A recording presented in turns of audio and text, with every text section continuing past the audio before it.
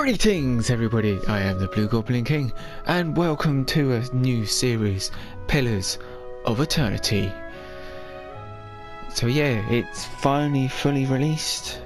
I've managed to get hold of a complete collection and I'm actually really looking forward to playing this RPG. I played a little bit before, a while ago, when they first released the first part of, is it White March? Yeah. First part of White March, which is the name of the campaign. It wasn't bad, it was really good. And then I kind of forgot about it. So yeah, and then the complete edition came out and I was like, oh okay, fine, let me get the complete edition. I have a feeling the music's gonna be really loud. Put on 50.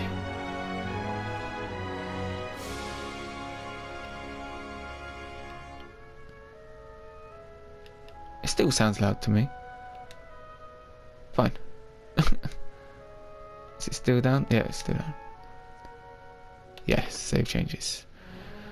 So, without further ado, let's start a new game. Easy difficulty requires minimal micromanagement and easily forgives mistakes in combat.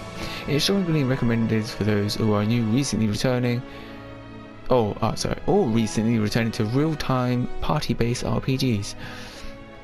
It's not recommended for newcomers to real-time party-based RPGs. Well, from what I remember it's like Dragon Age Inquisition, where you can pause in real time and then select the team members' actions and then play it again. So what I'll do is play it. No. Wait, what? So it's a permadeath. Alright. We're gonna go for normal. No expert. What's it say about hard? Survival. Alright, yeah, let's just stick with normal. I'm not a pussy. Let's do this shit.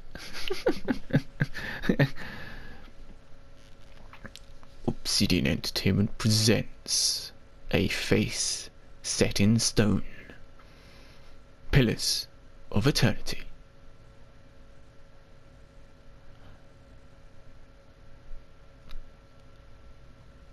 Okay, it's not cussing. Alright. Hold to select characters, R1. Combat wheel basically for the R2.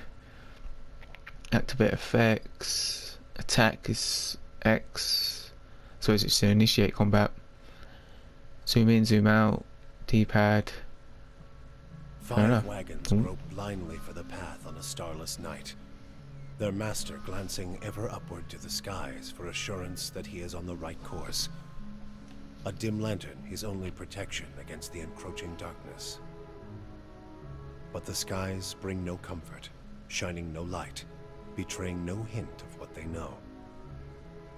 The caravan carries travelers bound for the frontier hamlet of Gilded Vale, you among them, where a local lord has offered land and wealth to settlers from abroad looking for a fresh start. You have taken suddenly ill, sweating and shivering, and one of the other travelers signals for the caravan master to stop on your behalf. He pulls up just in time to avoid plowing into the trunk of a fallen tree that bars the way ahead. You will go no further tonight.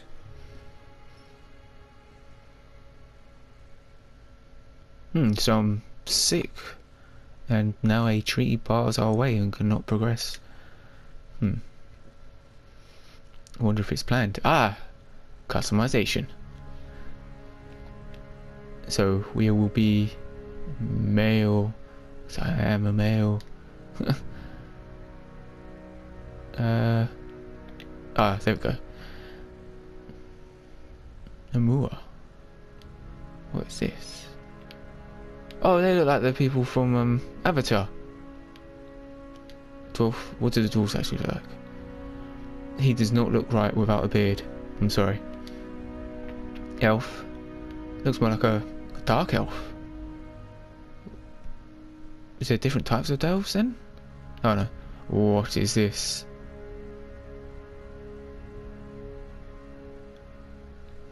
Is that bark? Oh yeah, drywood, yeah. Alright. And then godlike. Well, okay. Part of the civilized race. I think we'll stick with human.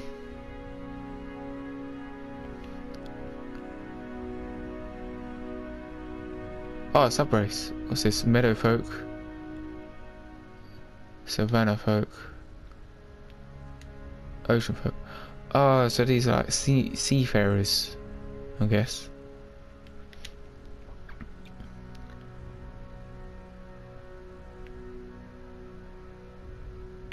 Okay, probably go for meadow folk. The most common humans in the Drywood, the meadow folk, or Thiachan, have lived in the area almost 2,000 years. Meadow folk traditionally live at the edges of elven forests, work in the open plains, hence their name. Most humans in the Drywood are Thiartan.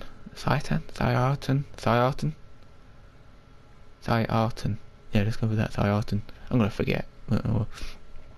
Fighting spirit. Once per encounter, 5 seconds after being reduced below 50% endurance, folk temporarily gain bonuses to accuracy and damage. Okay, yeah, let's go with that. Ooh, now I have to choose classes. Shall I just go with my classic self? I don't know. Oh, what's a cipher?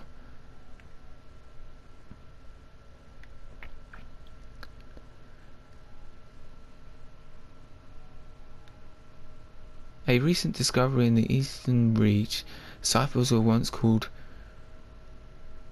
I'm not even going to attempt to say that, mine hunters by the Glanfathans. Ciphers' ability to directly contact and manipulate another person's soul and psyche. Alright. Chanter. Many historians consider chanters to be the most ancient workers of magic. I take it these are just archers, yeah. One with the forest and animal, yep. Monk, punching, healer and swordsman. Okay, let's go with rogue. Rogues are vicious killers, feared for the brutality of their attacks. They can be found as often in dark back alleys as the heart of battlefield skirmishes through unpredictable. Yeah. I was trying to read it differently. Though unpredictable and undisciplined, rogues are commonly used as shock troops or as part of a surprise attack. Their withering attacks break enemy ranks and morale. Rogues tend to congregate in large numbers in cities where they can be steadily employed as mercenaries or hired muscle. Starting ability: sneak attack. And they get 1+ to stealth, +2 mechanics, which I guess is traps and devices. High endurance, low health, accuracy very high, of course, because there will be dexterity based.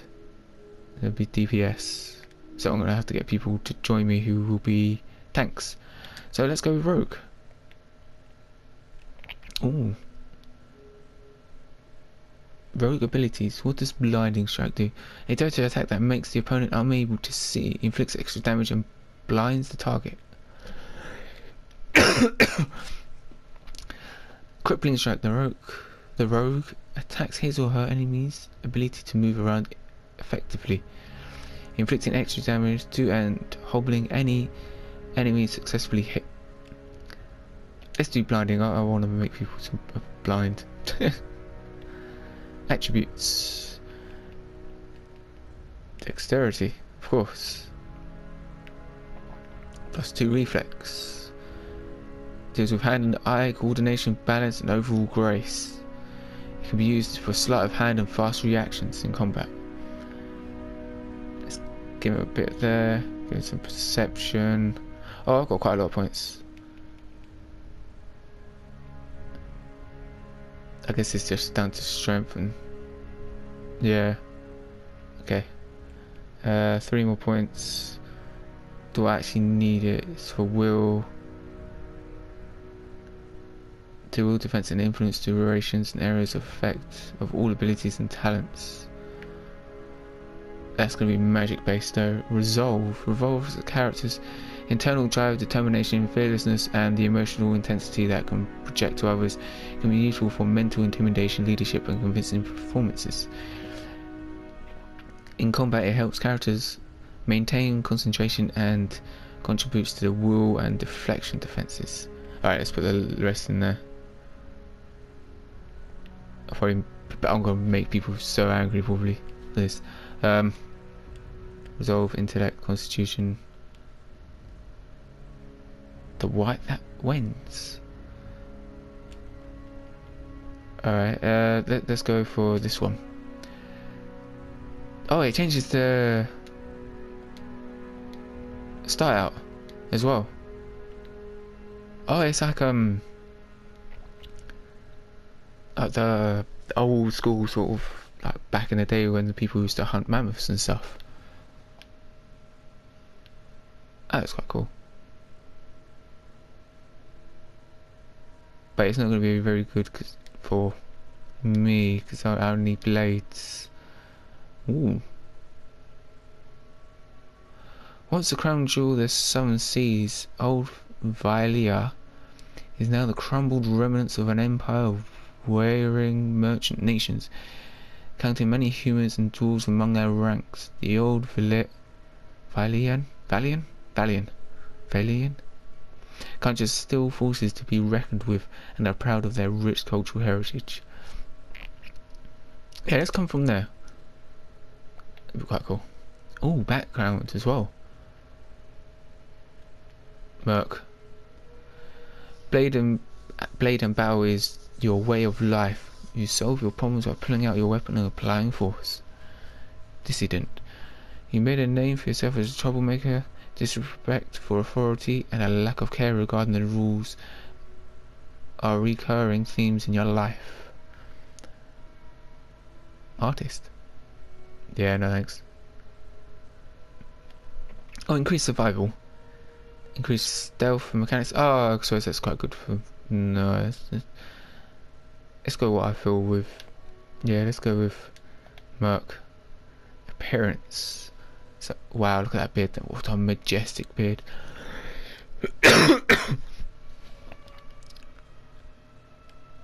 Wow.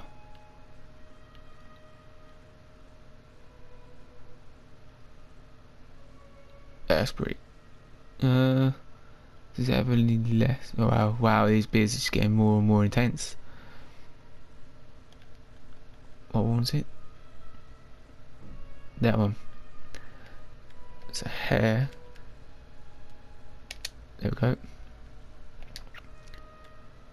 Oh, it changes that. Alright, we're gonna have to go with shades of blue, aren't we?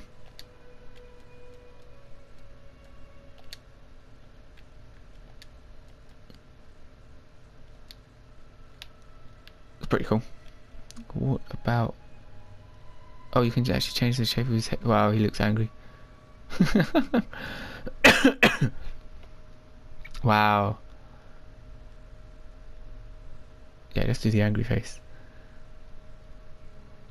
Oh, that's kind of cool.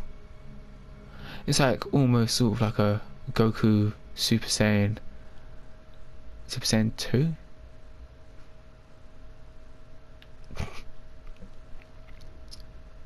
Wow, that's like, yeah, it's like Super Saiyan 3. Oh, that looks like Geralt or Riviera from Witcher. Oh, cool. Mohawk. You got any short spikes, mate? Alright, let's go with that. Portrait, you have to change the portrait to correspond to your character, even though I think you can put... What is that?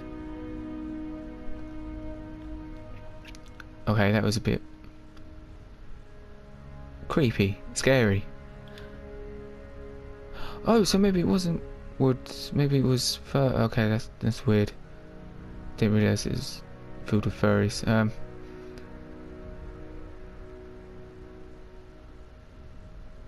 Wow, there's so many.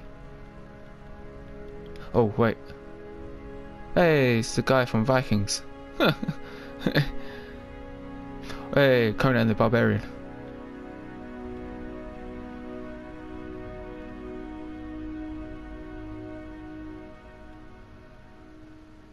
Oh, back to, I guess that one's close-ish, I guess. Oh, it's his voice, yes.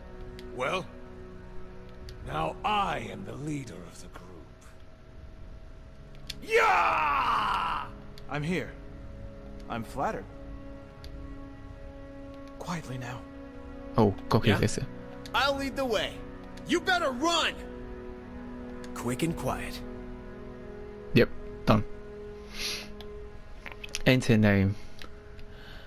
Of course, it's gonna have to be, you guessed it, if it actually lets me put in Blue Goblin King.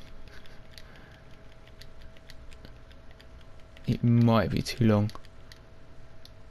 Oh no, no, it accepted it. I didn't swear it wrong, did I? With an extra I or something? No, no, no, alright. There we go. Do you want to finish character creation? Why, yes, sir. Yes, I do.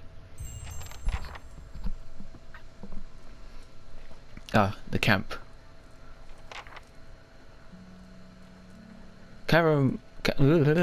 Speaking, Caravan Master Odima. The Caravan Master finishes addressing the group, his bushy red moustache and sagging jowls quivering as for emphasis. Everybody stays close to the wagons, got it? Stay out of the woods, and beasts take you if you were planning a stroll through those ruins up there. So I have to be narrator? Okay. He nods towards a looming black mass on the hillside. Whole area's crawling with hut-dwelling types who'd be happy to stick an axe in you for trespassing. So mind that you don't track mud on their sacred blazing rocks. Tonight, everybody stays put, and in the morning we'll get the path cleared. Gilded Vale's less than a day out. Understood? At last, the Caravan Master turns to you, frowning as he looks you over. Touch of the rumbling rot, could be. There's a stinging beetle round here, carries it. You'll be fine once it passes your innards. Unless you don't drink water, course. Which case you'll be dead in a day. What? So, if I drink water, it could make it worse and kill me? There's a berry grows in these parts, small and pink, called a springberry, about the size of a fingernail. Give you cramps if you eat it, but the frontiersmen make a tea from it. Calms the insides. Should get you through the night. You might check around, see if you can find some. Meanwhile, I'll see if we can scare you up some water. I know you want to hunt before it gets much darker, but see about refilling our water first. What? Got a sick one here. Okay. Odima looks over his shoulder at his assistant, a lanky, intense man named Sparfell, who carries an old sun-bleached bow. Then what he just said. He nods in your direction. Sparfell nods and slides the warm bow over his shoulder. Now I get to choose. Where would I find these berries? They grow on a bush that's common round here, kind of funny looking. You'll know it when you see it. Doubt you'd have to go far off the road to find one. Nothing What you are won't those see ones? on half the hills of Air Glonfoth. Money to be made selling their knickknacks in Defiance Bay, if you don't mind getting stuck with Glonfoth and arrows now and again. They didn't build them, but I'll be the effigy if they don't watch them like a mother bear. Okay. I don't really want to get stuck with arrows, but alright. Of course, all the ones around here have been ransacked 10 times over. Got nothing left worth half a pond, so I hear. He adds with a wink. Alright. Got Who did different build them? names for them. Settlers called them Ingwithans. Nobody that liked them enough to stop them becoming ruins, tell you that much. Oh, let's keep asking. Is it dangerous out here? Not if you hurry about your business, Oh, that was... and not if the weather holds up. There is concern in his tone. but he does not elaborate. What are those huge rocks coming up out of the ground? They don't got Adra where you come from? Well, it just grows up out of the ground like this. Goes deep like tree roots. Some of it all the way to the heart of the world, you believe the stories. Okay. So rocks that, or stone things that push themselves out of the ground? It's more like a shell than a proper rock. Easier to work if you're a mason. Got all kinds of strange properties. Seems to have some kind of life of its own. Dies if it gets dug up. Loses its luster. Folks think it probably grew at one point or another, but not these days. Growing rocks. The soul butchers in Defiance Bay use it for different things. I've heard tell it can hold a man's soul, but I don't care to see it. Got enough to worry about without seeing something like that. Ah, it was like soul gems from Morrowind and Skyrim and Oblivion, the Elder Scrolls. Alright. What kind of weather do they get out here? This time of year, rain mostly, and wind. But there's a different kind of wind out here time to time. Locals call it a beawick, born out of the ether, the spirit's path. Never seen it myself, never cared to. What? Be a wick? That, okay, I guess it's because of the little things at the top of the letters, but so it's be a whack. Alright, leave. I'll go see about those berries then. Hold on. Take someone with you. I know you're not some helpless tenderfoot, not like most of this lot. But you drop dead, I don't want to be looking for the body. Got a schedule to keep. He scans over the travellers, resting his eyes at length on a sturdy, armour-clad woman who has spent the journey's nights sleeping on an uneven ground without blanket or pillow. Kalisha. Kalisha! The woman looks up on her own time. He needs to find some spring berries. Watch that he doesn't drop dead. No promises. What kind of guide says something like that? She's a bit Kind grumpy, you isn't can she? afford. Don't listen to her, you're in good hands. And I pay too well, if anything. Dima chuckles and shakes his head. He looks at you. Then, yeah, okay, this is going to be really, really awkward to do. He casts a sidelong glance at her. Off with you. Hayden should have supplies. See that you're equipped before you head out. We're in harsh country. Get your berries and hurry back. And if you get so much as a tickle of wind, you drop everything and you run. Something in the air tonight. If it's a beawick, we'll shelter in the ruins. Hut dwellers be damned. So after all that, oh well, I suppose if we die because of the spirit wind or whatever it is. Fair enough. Oh, it's auto-saving. You heard the man. Let's get going before you keel over. Alright.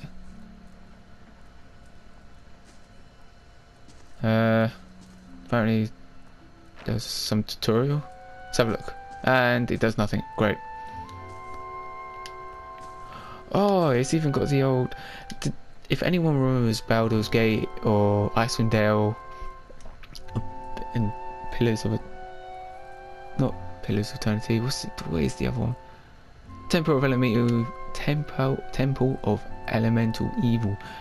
Remember this sort of cursor. Look. Trying to find... Okay, that's the encampment. Oh, there was a world map. Let's have a look at it.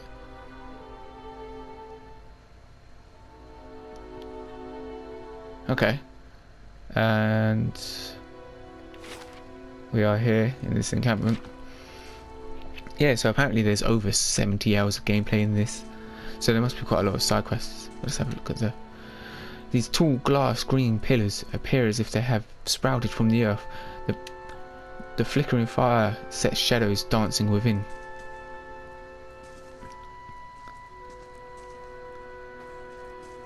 Okay, I think I'm gonna end that episode there, just before going into the wilderness to go and get some of those berries to settle my stomach, because apparently if I don't, I could die or something. Because I've got gut rot, basically. I bet it was his cooking, to be honest. But and now we have this lady, Kaliska. Oh, I can't remember. Yeah, they give fantasy names is so out there sometimes. It's just right. I'm rambling now. Okay, I'm gonna end the episode there. Till the next episode. Laters.